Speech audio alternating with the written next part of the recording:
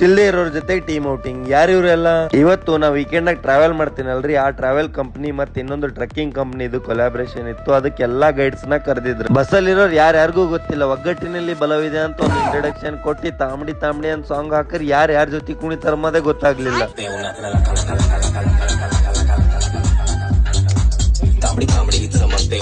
ಅಷ್ಟ್ರಾಗೆ resort ಬಂತು. ಒಂದ್ ತಂಪು ಪಾನಿ ಎಳ್ದ್ ಸ್ವಿಮ್ಮಿಂಗ್ ಪೂಲ್ ನೋಡಿ ನೀರಾಗ ಇಳಿಬೇಕ ಮಟ್ಟಿಗೆ ಅಣ್ಣ ನನಗ್ ಸಮಾಧಾನ ಮಾಡೋನು. ಶಿಸ್ತು ನಾಷ್ಟ ಗಿಷ್ಟ ಮಾಡಿ ಟೀಮ್ ಬಿಲ್ಡಿಂಗ್ ಆಕ್ಟಿವಿಟಿ ಇತ್ತು.